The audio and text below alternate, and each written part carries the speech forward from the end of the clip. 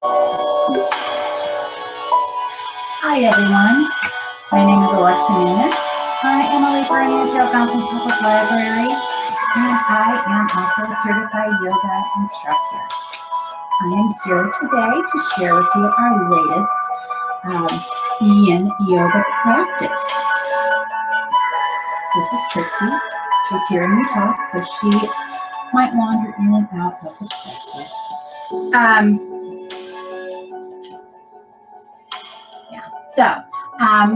We're entering the middle of June. We are getting close, actually to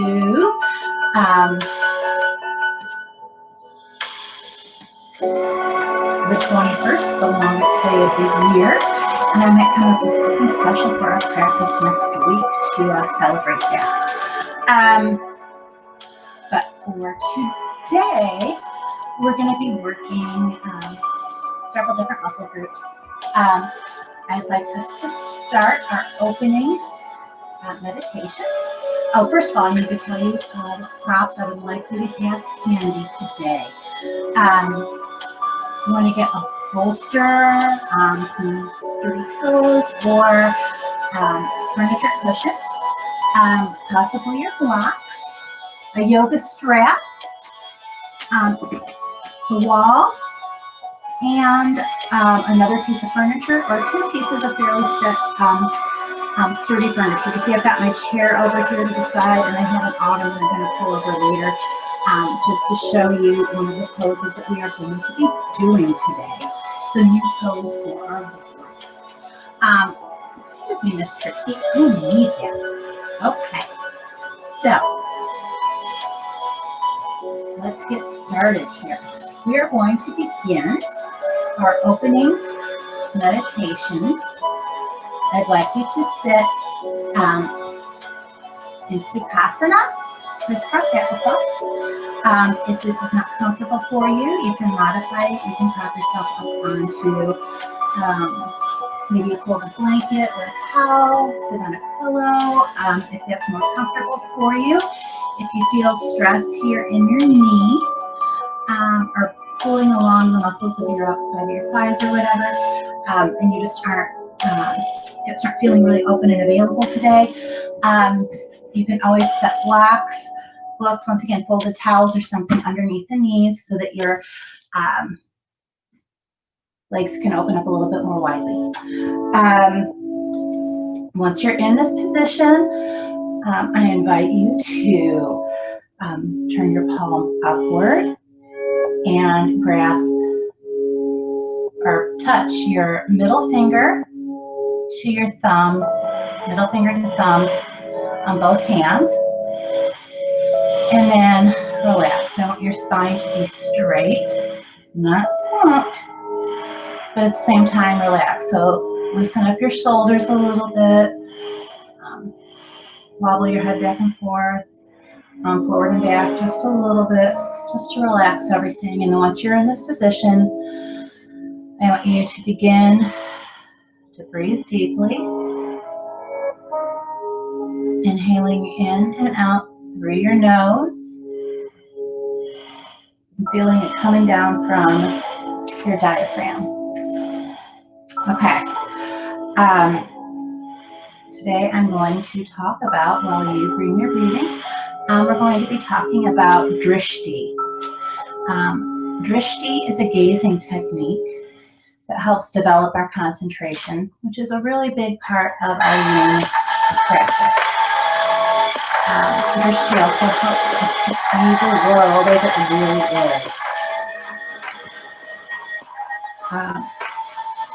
As humans, we are predominantly visual creatures.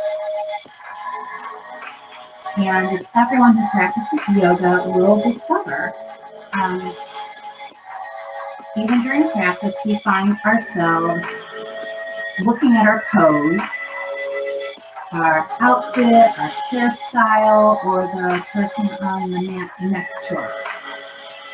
This is one reason that a lot of yoga instructors actually prefer teaching in classrooms without mirrors. While a mirror can really help be instructional and helping you correct and perfect a pose. There are more distractions a lot of times than there are pluses to having a mirror. Sometimes we stare out the window or look at this, our pedicure, our nail polish might be chipping or something. And all of these things we pay attention to, and they become more interesting to us than focusing on our breath. And then our eyes go where our attention is. Our attention is the most valuable thing that we have, and the visible world can be really addictive. It can be overstimulating and almost a spiritually debilitating lure. When we get caught up in the outer appearance of things, our prana, vitality or life force, flows out of us as we scan all of these stimulating sights. When we allow our eyes to wander, allowing this creates distractions, and that leads us further away from our yoga practice. So to counteract this natural habit and instinct, control and focus of our attention are fundamental principles in a yoga practice. When we control and direct our focus, first of our eyes and then of our attention, we are using the technique called drishti. The increasing popularity and influence of Ashtanga Vinyasa method of yoga has introduced drishti to thousands and thousands of practitioners. On a simple level, drishti technique uses a specific gazing direction for our eyes to control attention. And in every asana, in the Ashtanga version, students are taught to direct your gaze to one of 9 specific points. Now, we're not going to go into that type of detail. I usually just encourage you to find your own drishti. But for example, if we're in up dog, we might gaze at our tip of our nose. When we meditate, we generally gaze towards the Anya chakra, which is our third eye, so kind of up here on our forehead. In downward facing dog, we generally gaze back towards our toes or towards our navel. And in most seated forward bends, we look at our big toes. When we twist to the left or right, when we're seated, we generally gaze as far as we can in the direction of the twist, so looking over our shoulders. Basically, having a focus, a drishti, assists in our concentration, it aids our movement, and it helps orient our energetic bodies, or our prana.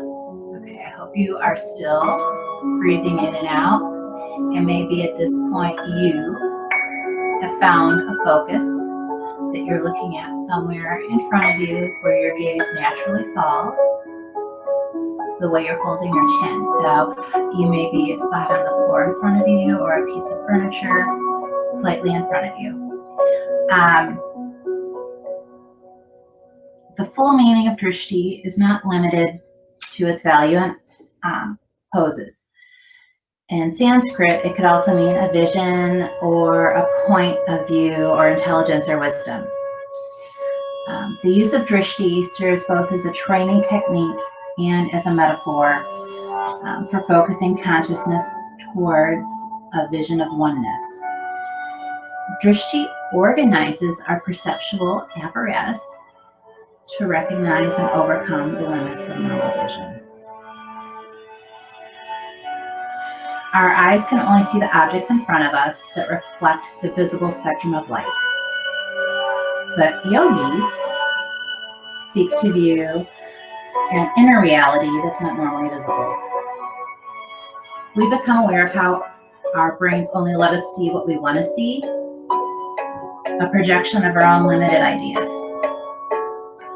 Often our opinions, prejudices, and habits will prevent us from seeing unity.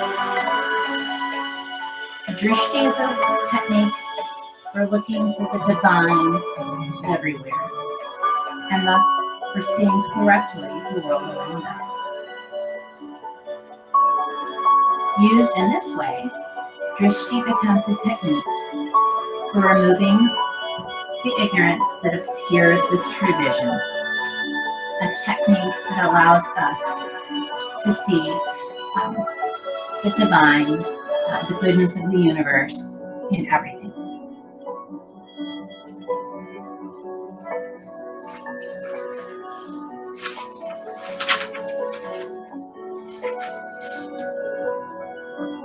Okay, if you've not opened up your eyes yet, now's a good time to do so. If you were sitting on a cushion, now's the time to move off of that or remove your blocks. And I am actually moving my cushion off to the side and my blocks off to the side. You might want to stretch your legs out just for a moment. Cuddle them out. Okay. We are going to go into a pose that is called the Sage's Twist. We're going to start by folding our legs back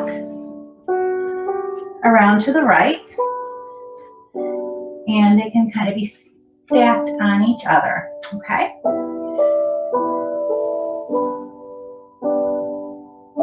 And then we're going to take our right hand and we're going to turn around, put the right hand like on our left thigh, and we're going to turn and look over our left shoulder. And you might want to place that left hand behind you.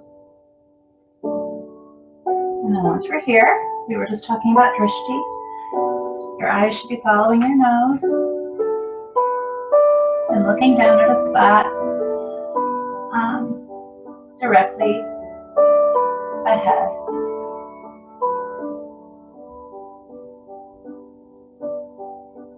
Once we're here, I want you to relax.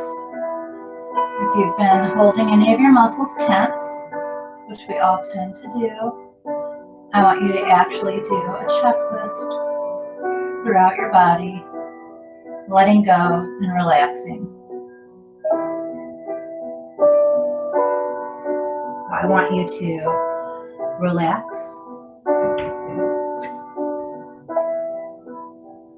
your thighs, your calves, your knees. Relax your toes, even maybe wiggle them a little bit to realize that. Release your glutes. Relax the muscles around your rib cage, around your lower back. Relax your shoulders.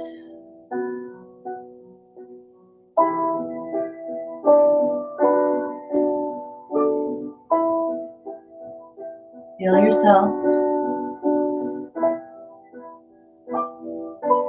becoming looser, sinking closer to the floor.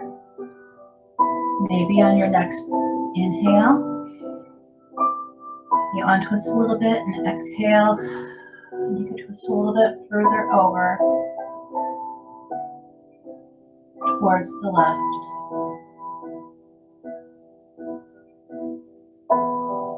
Continue to breathe in and out through your nose.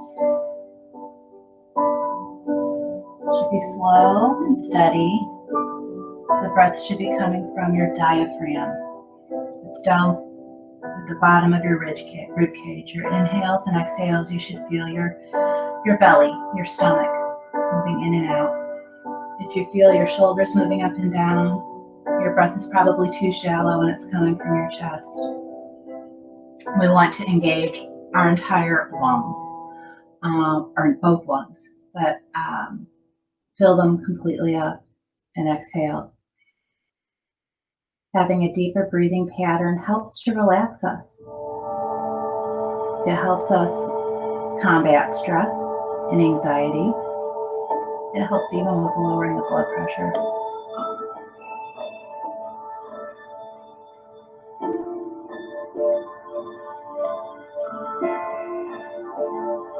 Okay. Let's untwist those legs, bring them back in front of us. Pedal them out a little bit. Lift your shoulders up and down a little bit. That's great. And because we want to practice symmetry, front and back, side to side, we are now going to take our feet up and bring them back around to our left side. And you may want to reposition your bottom a little bit on your hips so you feel like you're seated correctly. And now I've got my feet seated towards the left.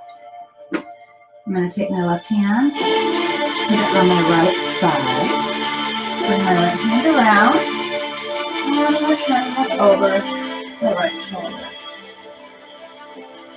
My gaze is kind of following the slope of my nose, directly down towards a spot in the floor.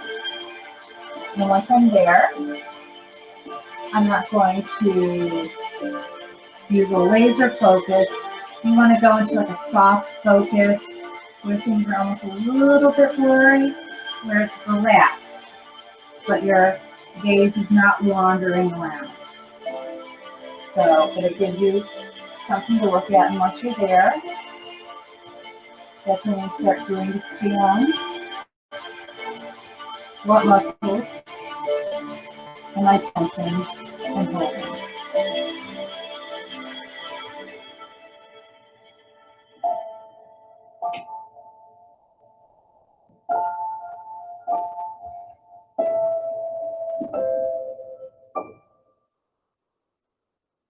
Don't forget to relax those muscles in your face.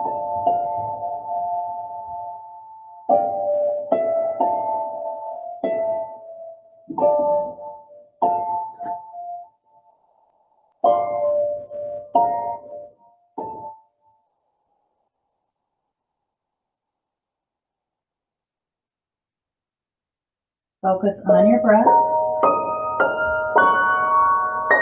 Imagine with each inhale, you're pulling in positive energy from the universe. You're pulling in health, vitality, energy, love, positivity. As you exhale, we are eliminating all of our fatigue, our anger, our anxieties. We're letting out the negativity, the toxins. Each breath is a chance to renew. We're bringing energy into our body.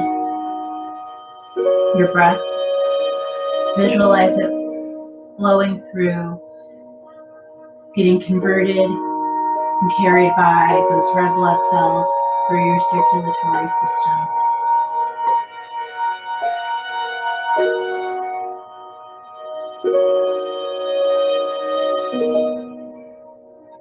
Okay, on your next exhale, we're going to bring those legs back to the front, and we're going to reposition our tushies. And we are going to go into forward fold, sometimes called staff, Dadasana, or it could also be called caterpillar, which is what the yin term has become. In this pose, you may wish to have a bolster with you, or you may wish to use your strap. It depends how flexible you're feeling today, how available each pose is to you. But once you are have found the props that are working for you at this point, I want you to relax. Drop your head forward.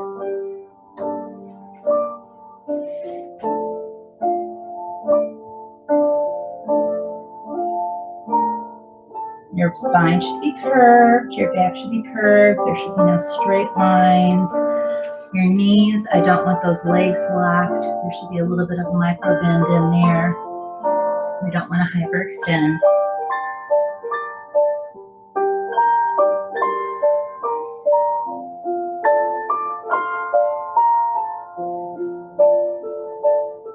Continue to inhale and exhale. And you may find as you continue in this pose and as you release all of those muscles, your body just naturally opens up a little bit more. It's not something that generally happens immediately or even overnight. It's a progression, and it might happen millimeter by millimeter, but we will slowly open up those joints and regain our mobility and range and increase our range of motion.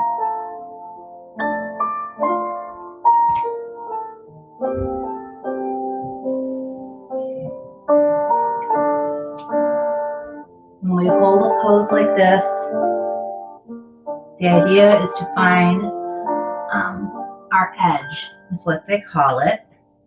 Yoga should not be painful, but it should not be without sensation. So generally, they say like on a scale of 1 to 10, where 1 is where you feel nothing and 10 is extreme strain and pain. We're aiming more for like a 4, possibly a 5. If you feel like you are skirting the edge where it's becoming painful, ease up a little bit, because we are not trying to injure ourselves.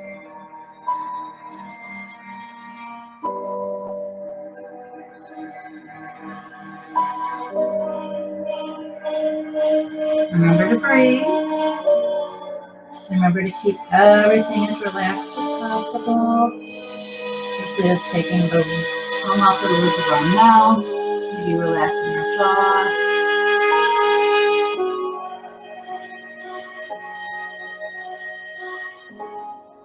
Our focus should be, once again, kind of following our just natural gaze where our head goes. If your eyes are open and you're able to actually see down towards the floor, you may be looking towards your floor, towards your knees.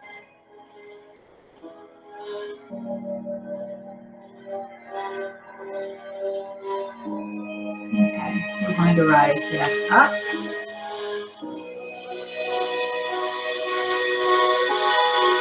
Our next pose, and this is one you may need a couple of different props for. It is called reclining half hero.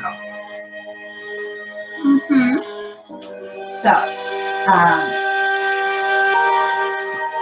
I'm going to rotate here just so you all can see me. And this pose is going to start with me pulling. I'm going to pull my right knee behind me. And this is where we might want either blocks or the bolster. The right foot's going behind me. My left foot is going to be in front of me. And I'm going to try and keep that knee bent and this one back. And then I'm going to recline back. And we're going to probably feel the stretch here in I'm feeling it through my right thigh. And if your knee doesn't go all the way to the ground, that's okay. You might want to pop a block under that. Let it relax. said, if you don't want to take your back all the way, your head all the way down to the floor, this is a good time to put the bolster behind you. You can see how I'm laying on my bolster.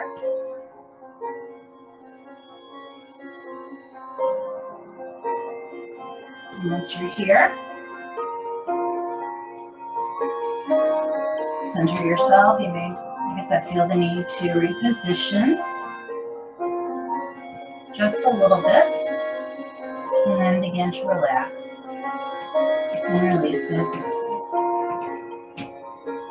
Just let go. You're melting in towards the floor.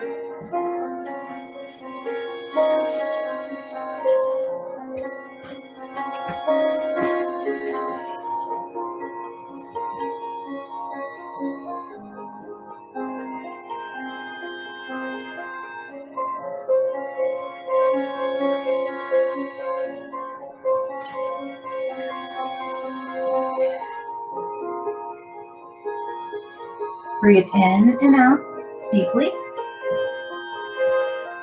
through your nose.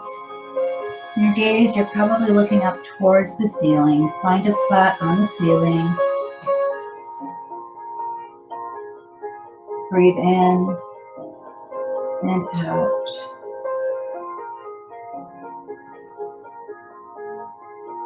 Okay. Let's push ourselves back up. Bring that leg around. We're going to tick-tock to the side, just a little bit like windshield wipers. Come to stillness. And we're now going to go to the other side.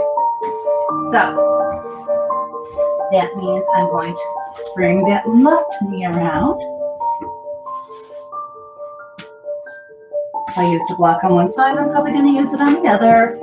Same thing, bring that bolster around. Here we go. All right. And then lean back. And if you have to move yourself a little bit to adjust, please do that. We want you to be comfortable. And you want to get the most from the stretch. Don't feel like you have to go into the deepest form of the stretch. If you'll notice, today I am using the bolster and the block. And each day is different. There may be some days where I use more props than others, and it depends how my body and my own consciousness is feeling that day. I just might not feel up to it. And there are a lot of different reasons why this is. It doesn't necessarily have to be a completely physical reason. There could be emotional, psychological reasons that my body is like saying, no, we're not going to do that. So here we are. Relax. Let go. With each breath, feel yourself melting towards the floor. You may get a sensation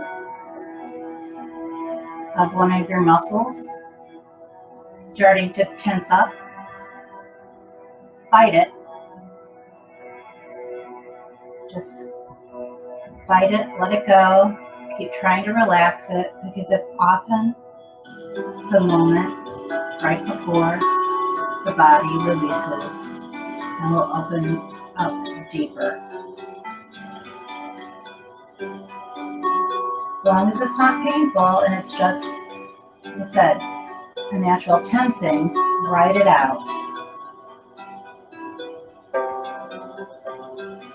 And you'll find you've opened further into the stretch.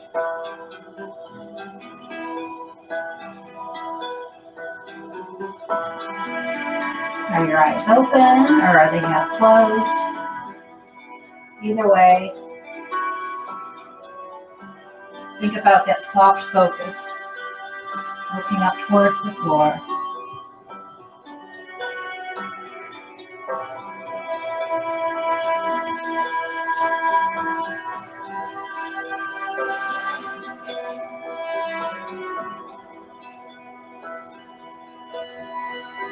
Breathing slow and steady in and out.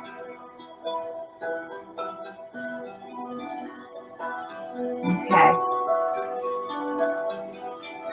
I want you now to remove that bolster if it was under your back. Unbend the knee. Bring your feet bottoms up. So both feet bottoms are on the floor. Your knees are bent. And we're going to twist. Drop the knees to the right and to the left. And then bring them back to center. And then when you're ready, take a breath, and then we're going to turn over completely, and we're going to go into child's pose. Okay, move my props over here to the front so I can see everything. Okay. Child's pose. We're kneeling, and then we bring our bottoms back towards our heels, as far back as is comfortable for you. Bring your hands out in front of you and drop your head towards the mat.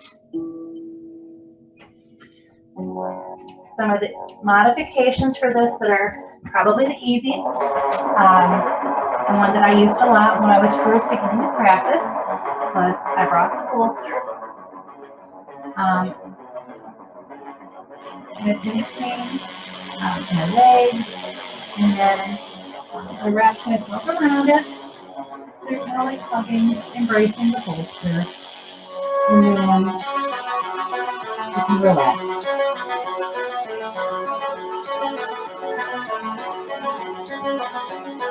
Other variations, maybe more comfortable for you, is to open your knees up more to a wide knee. Insert your fingertips.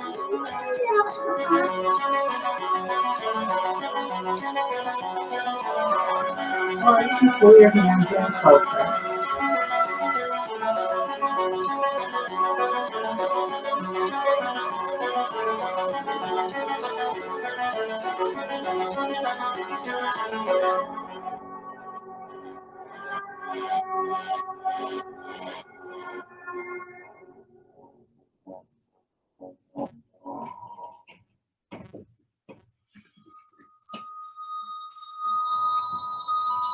If you have your forehead on the floor, you might want to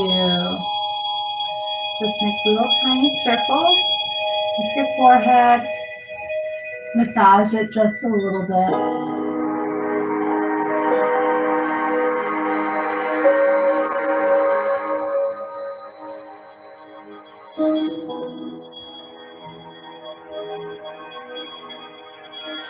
Okay, I want you to come up now into tabletop.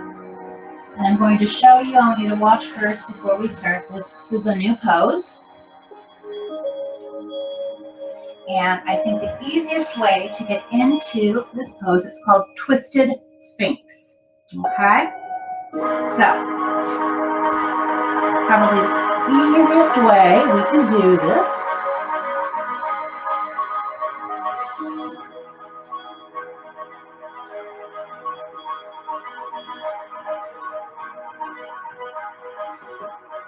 is to start with our legs in and out.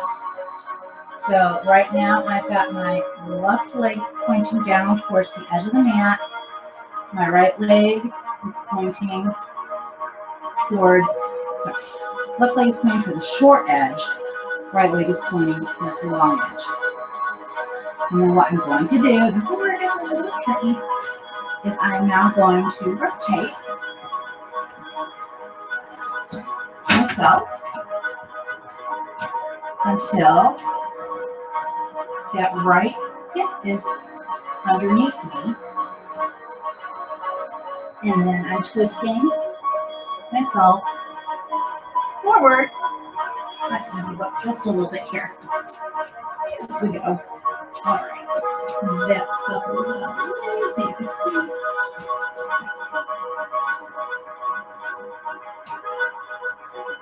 And so the idea is to have my left leg, my back, going forward. So I am in Sphinx with the right leg out to the side. I want to come all the way down.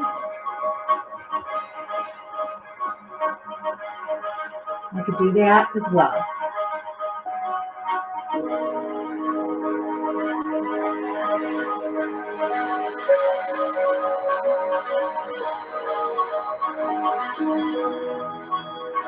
When we are in Sphinx, the crown of our head is pointing towards the wall in front of us. Our nose, our gaze is looking down.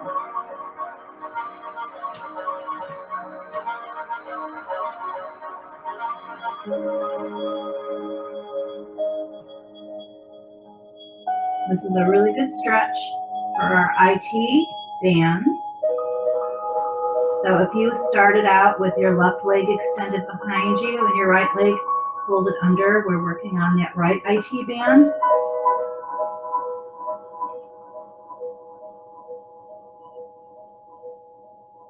We also have a little bit of a back bend going here too.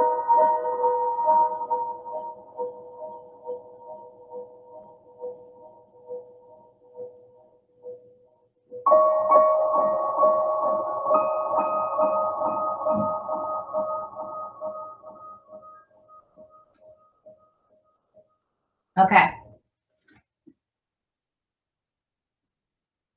Bring yourself up. Bring that left leg around to meet the right in front. We're going to wiggle back and forth a little bit. Wiggle those shoulders. And we're going to turn over to the other side here. So, I want you to now bring that right leg down so it's facing the short edge. Your left leg is facing the long edge. And then we're going to roll over to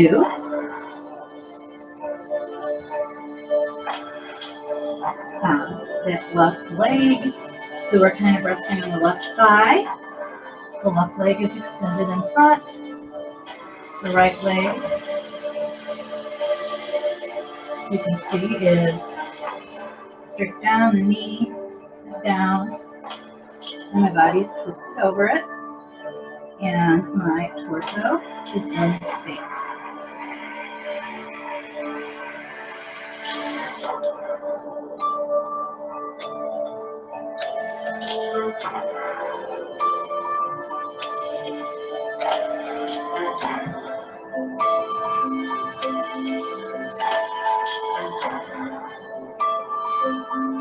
Have those fingers open, jazz hand, they're planted in front of you. Remember, in Sphinx, we want our elbows to be directly below our shoulders.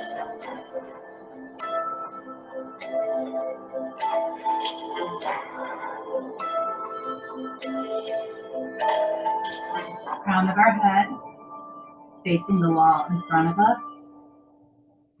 Our gaze looking down. You might want to focus on the space in between your thumbs. Remember to breathe and relax.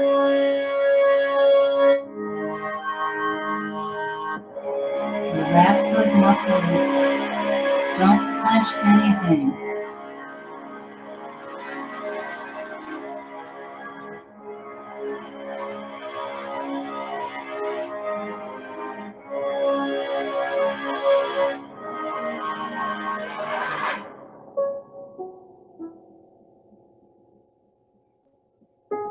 Okay, that was another 3 minutes, believe it or not. Okay, so this time just kind of roll onto your side. Bring that right leg down, and then we're going to roll all the way over onto our tummies. And we are going to go into traditional Sphinx. So, you remember what I was just saying about our placement. I want you to have your hands open and jazz hands, elbow directly below your shoulder on both sides. And then your feet not totally zipped together, open just a little bit. And in Sphinx, like I said, we're looking down, our gaze is down about towards our thumbs. Relax here. Means do not clench that booty. Let it go, relax it. Relax your shoulders.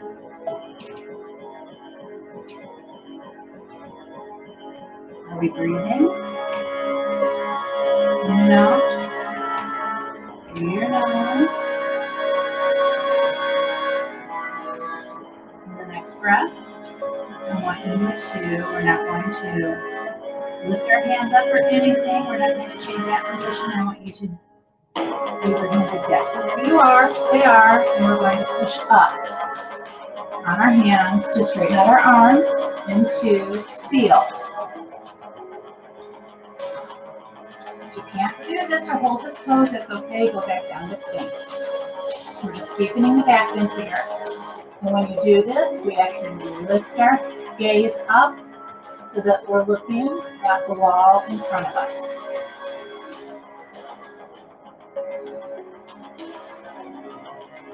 Part of the reason we didn't move our hands is because if we had them positioned where our elbows were directly under our shoulders before, pushing up on our hands, this minimizes the angles, so the pressure is not as hard on our joints. And if you left your hands where they were, and especially if you've kept them open so that there's like a triangle between your first finger and your thumbs, that's going to give you additional support.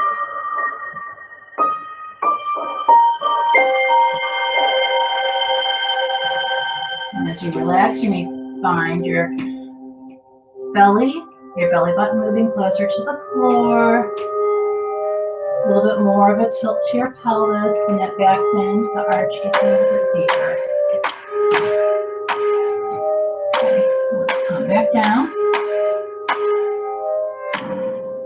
Onto our elbows. You can bring that gaze back down. Make sure we're still breathing in and out through our nose.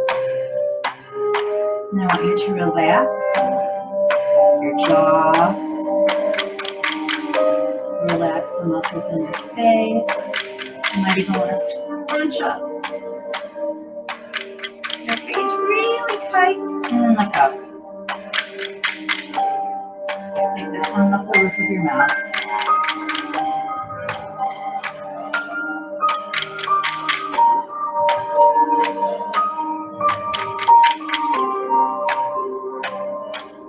Okay.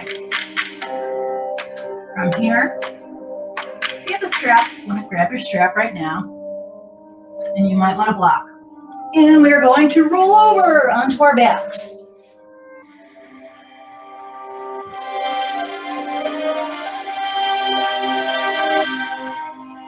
And this is where you may want a block. It's a favorite spot for me. So we may need to move stuff around just in case. I want you to take your left hand, reach up as high as you can, grab both sides of that strap, and then we're going to slowly lower that left foot out towards our sides. Oh, Trixie, honey. Oh, honey. And this is where the block might come in handy. If your foot doesn't reach the floor, you can let it rest on the block. Because once you're here,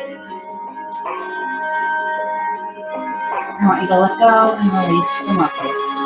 So right knee and big toe should be facing the ceiling. Left leg should actually be rotated so that the knee and the toes are facing the wall, same direction as your head is going.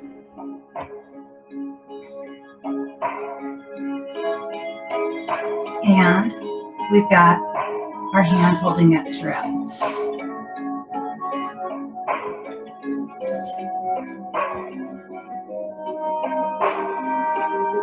You should have your right arm out to your side in a T with the palm facing up.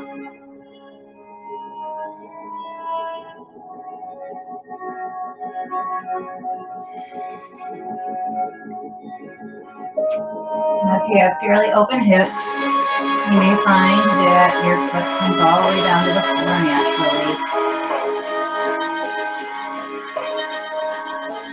And if it doesn't, that's okay.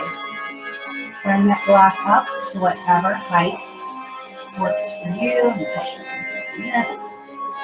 So you may need it on the tall side of the block. And that's okay. You just balance it there and allow all of your muscles to relax.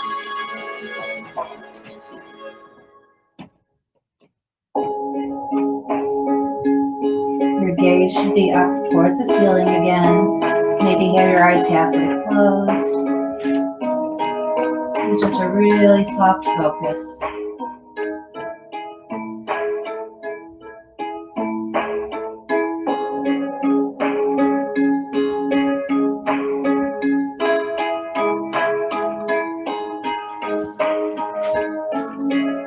Okay, I want you now to bring that left foot back up.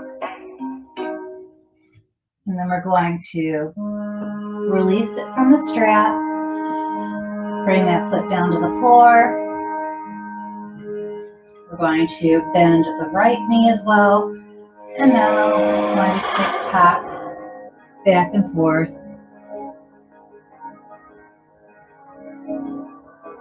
And then come to stillness. I'm moving a little bit again here, so I am away from the wall. Okay. Take that strap now. Put it around 12 ounce of your right foot. We're going to drop the left knee down. Remember, the knee and the big toe on the left foot should be facing up. We're going to take the strap with our right hand. Reach your arm up as far as it naturally extends. That's where we grab on to the strap. Release. Bring your left hand out to your side in a T with the palm facing up. And then we're going to bring that right leg down as far as it will naturally extend. And I just hit the wall, so, okay. And then you're going to stay there and you're going to relax. Like I said, if you're just holding onto the strap, that's okay. If you have a block that you're resting your foot on, that's fine too, or a bolster. The idea is just relax and allow the inside of those hips to open up. Feel the different muscle groups. Relax. If you're clenching the tushy, let it go. If you're clenching your back, your shoulders, release. Kind of feel the muscles along your spine. Just kind of unzipping, opening. Try and visualize that belly button sinking closer towards the floor. Once again, that gaze should be up towards the ceiling.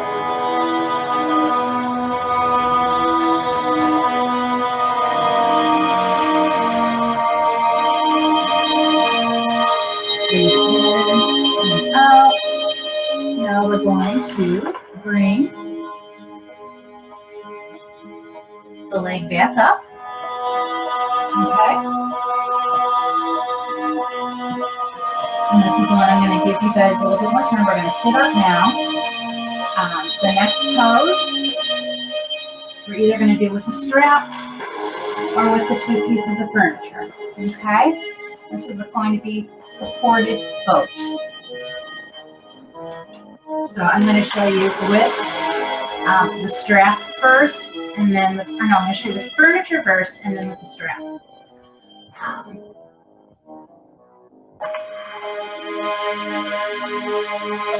This is going to take a couple of minutes to get into. For those of you that are familiar with boat, this is generally a pretty strenuous pose. So you can lean back and put your feet forward like this.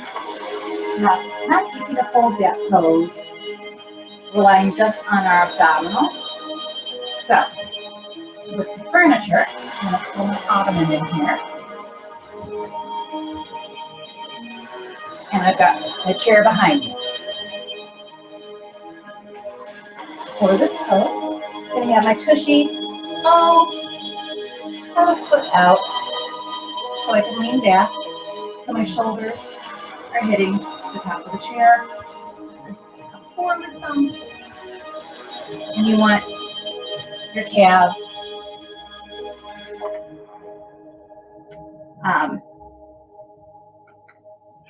of this part of your calf hitting the chair. And that is one way to do a supported boat. And we're going to sit here like this. You put your hands on your thighs. Now, if you have a strap, I really love doing it this way.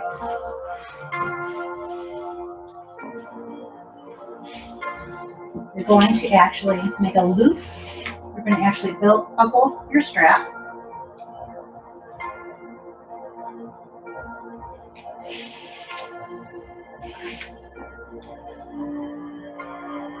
So, I've got my strap buckled.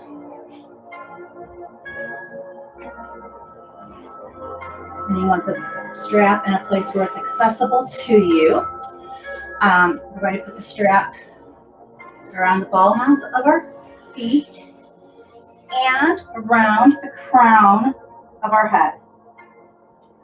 And this is going to hit on the occipital ridge. You don't want it any lower. This is where the bump is, up towards about the top third of your skull. You want it caught there. And then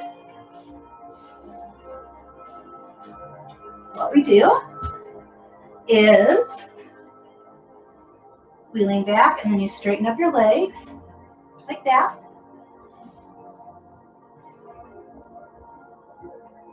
And you can actually kind of rock back and forward, and you allow your body to rock back.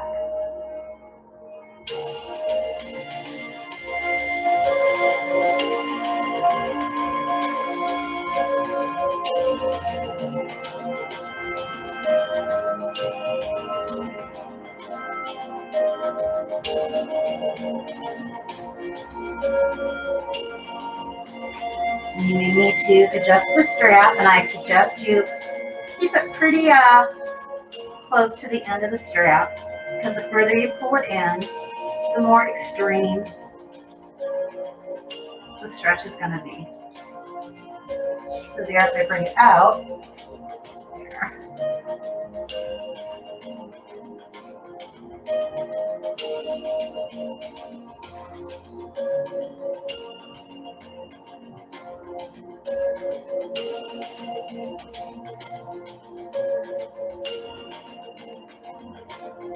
Probably should move away from the chair so you have a better view, I just realized.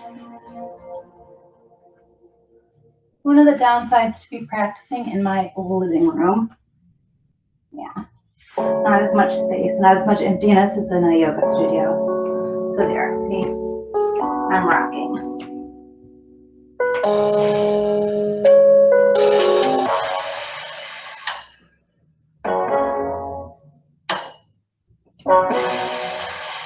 And I put my hands on my thighs or out to the sides. If they're out towards the thighs or my knees, it's more of a bow. Okay? Now, if you were using the strap Now's the time. We're going to start to remove it. We're not going to hold that too long. Okay.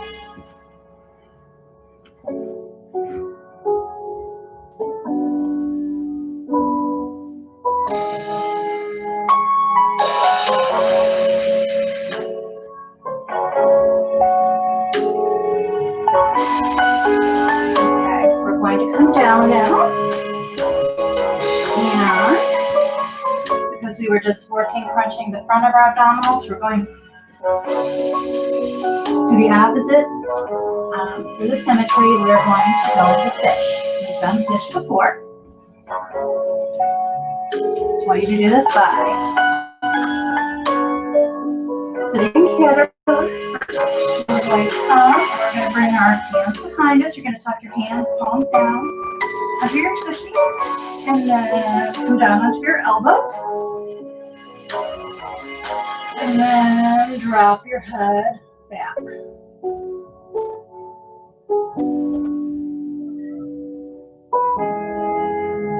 Now we're going to look. Our gaze should be kind of following once again. Looking up towards our third eye, towards the wall in front of our face.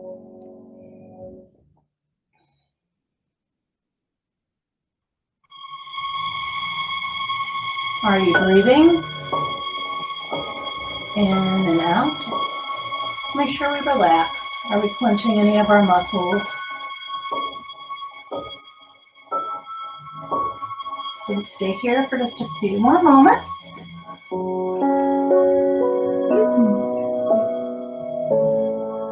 Okay.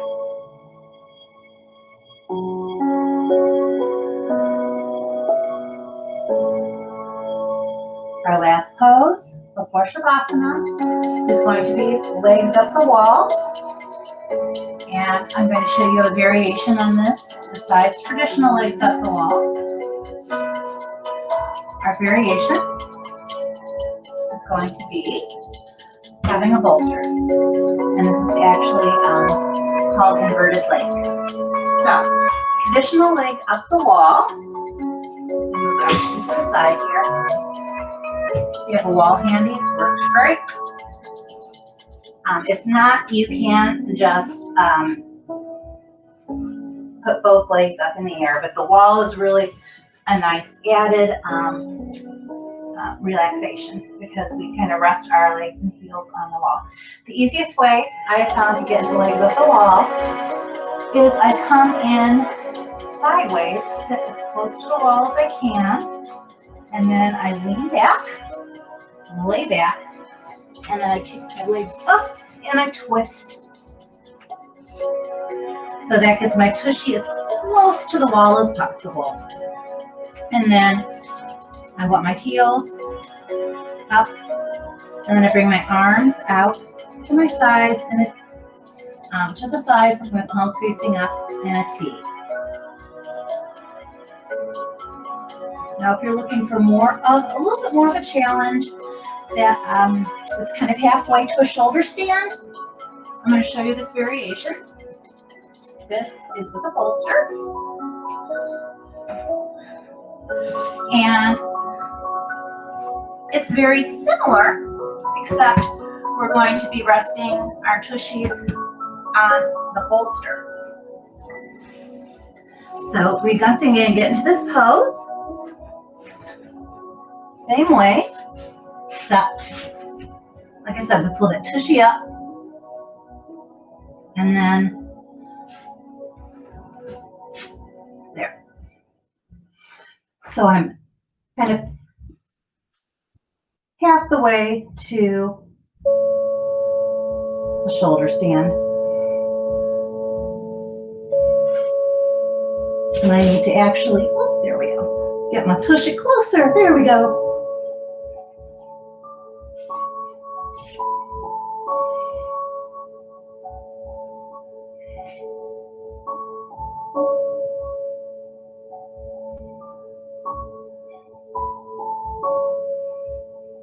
And we're going to stay here for a few minutes. Shoulder stands are a really great, most inverted poses are really helpful. They're considered rejuvenating poses.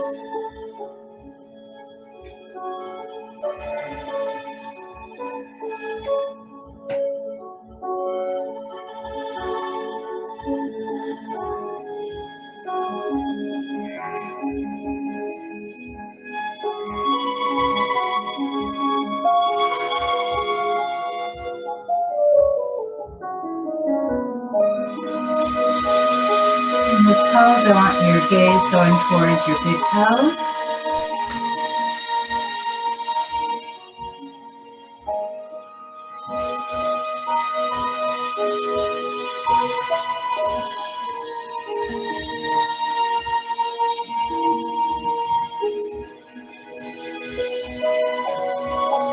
Okay. And now I'm going to invite you to bring your legs down, if you so choose. So we're going to go into Shavasana. If you want to continue with your legs up the wall for Shavasana, that's great. But if you prefer to come into corpse pose, now is the time to do so. You may want to put on socks or a sweater, get a blanket to relax. And while you get settled, I'm going to find and prepare for our reading for the final meditation.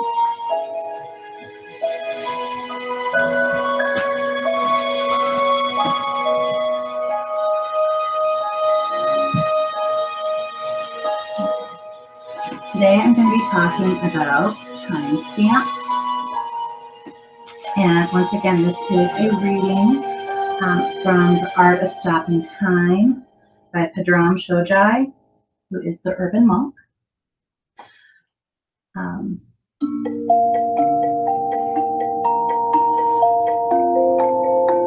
This is, like I said, people have different time stamps. Have you ever encountered someone and suddenly just felt different? Do some people calm you down and make you feel at ease, while others agitate you or get under your skin? Sometimes this has to do with what Shojai calls the time stamp that people are in. It's the vibratory frequency that they actually emit. How fast are they vibrating? How loud are they being? Think of the sound of a fly buzzing by your ear.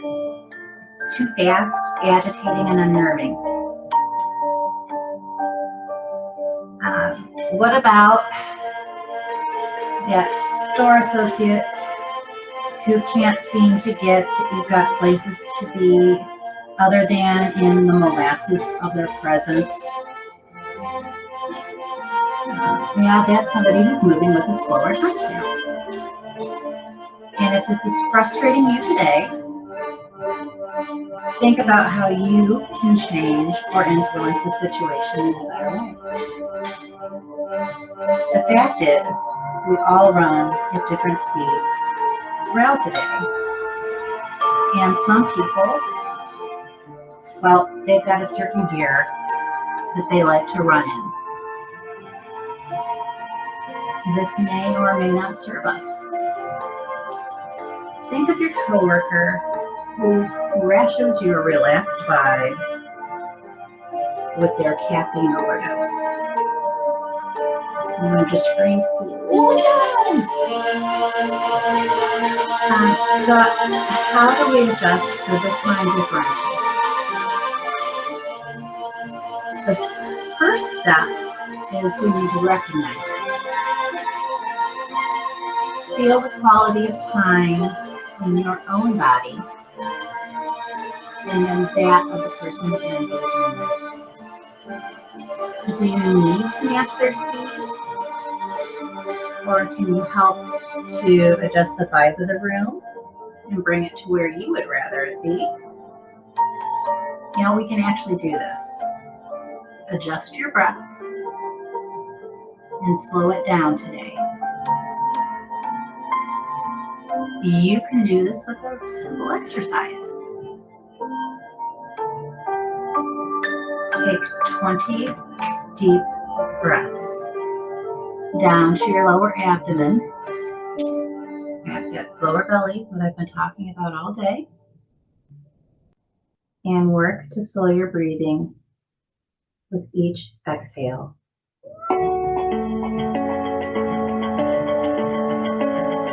With each breath, try to drop into a slower rhythm.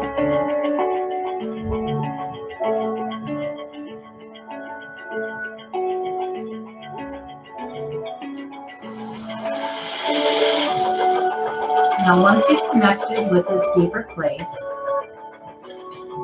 you can step back into your day and observe your velocity as it shifts. Check the cadence of your voice and slow it down or speed it up as you deem fit. And with a little practice, you'll find that people are easy to nudge.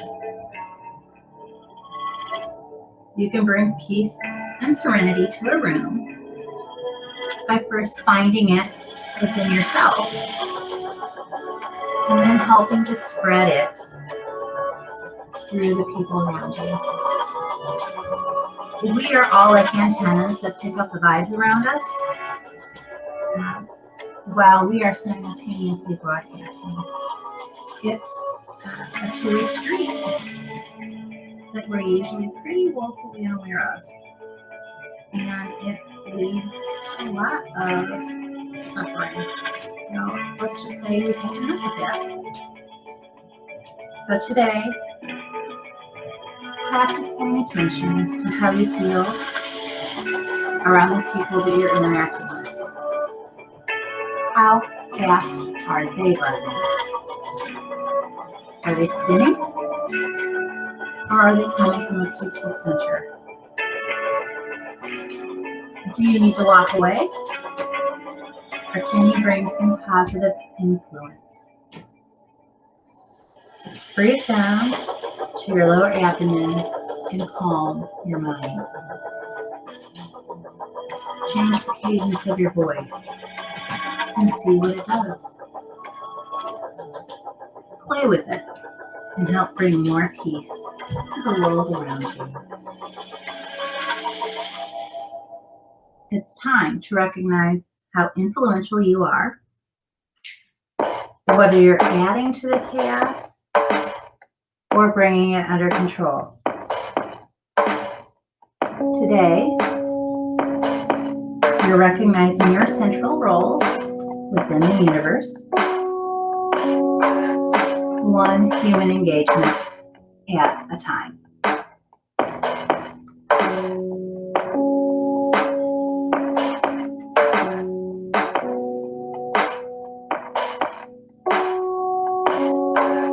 Now, I tend to find myself actually moving slower, my pace, by the end of the yoga practice. Sometimes I slip into that pace very early on, beginning. Sometimes it takes the entire practice for me to find that center and to mellow and to bring my pace down. But I do realize a very marked difference. And I hope you do too. At this time, we're going to start coming back. I invite you to start wiggling your fingers and your toes. Maybe make some circles with your wrists and your ankles. And when you're ready, you can roll onto your side.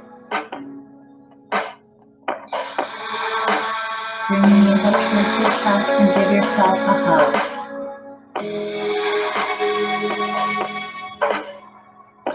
And then, when you feel ready, bring yourself up to the easy seated position of your choosing.